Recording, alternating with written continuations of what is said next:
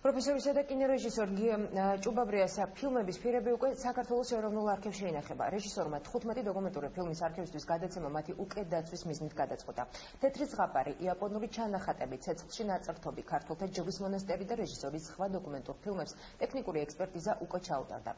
როდის გახდება გია ჭუბაბრიას ნამუშევრები ხელმისაწვდომი მკვლევართათვის, ნახეთ თამარ ბრძელიძის და გიორგი ჩიკაშუას რეპორტაჟი.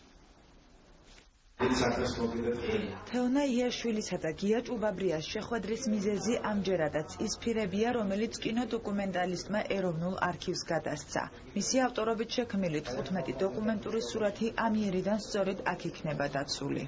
ფირის შენახვა არის ძალიან ძნელი, მეორე ფირში არის ერთი კომპონენტი ჟელატინი ქვია. აი ეს ჟელატინი თუ ძალიან სწორად არ იქნა მოთავსებული გარკვეულ გარემოში, მასზე ყველაფერი მოქმედოს ტემპერატურიდან დაწყებული გარკვეული ტემპერატურით და შეიძლება ფიზიკური შეხებით და ის იკუჩება და მე ეს ფირი საერთოდ გადასაგდები ხდება. ეს პირველი შემთხვევა არ არის, როდესაც ბატონმა გიამ ეროვნული არქივის ფონდს გადმოსცა მის მიერ გადაღებული 15 დოკუმენტური კინოფილმი.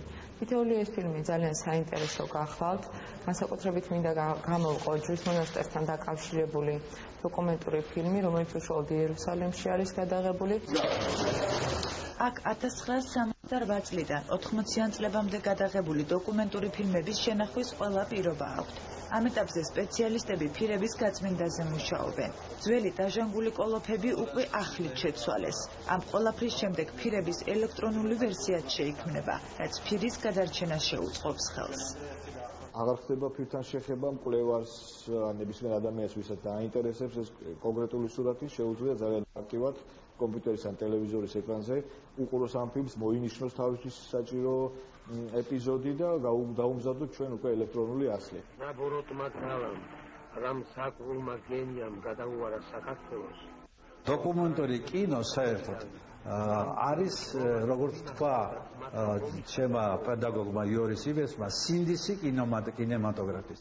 კინემატოგრაფიის სინდის მისი ცხოვრების დიდი ნაწილი დაუთმო. იმისათვის, რომ რეალური ამბები მაყურებლისათვის ბუნებრივად დადგმული სცენების გარეშე მოეთხრო, ხშირად რისკზე მიდიოდა. ანძიდან ვიღებდი 12 ბაზრის შტორმში, ოხოტის ზღვაში ერთ-ერთ გემს, რომელსაც მართავდა ჩემი მეგობარი კაპიტანი ოთარ თალაკვაძე. და ეს იყო ურთულესი გადაღება, მაგრამ იმდენად გატაცებული ვიყავი აი ამ სინამდვილით, რომ მე ანძიდან ვატარებდი გადაღებას. გია ჭუბაბრიას გატაცებამ ქართველ მაყურებელს საქართველოს უახლესი ისტორია შემოუნახა. მისი ნამუშევრები სხვა ქვეყნებსა და კულტურებზეც მოგვითხრობს. ფილმების უმეტესობამ კი საერთაშორისო კინოფესტივალებზე არაერთი ჯილდო მოიპოვა. მალე მათი ნახვა და შესწავლა მკვლევარებისათვის ხელმისაწვდომი გახდება. ფირების ელექტრონული ვერსიების შექმნა უახლოეს მომავალში დაიწყება.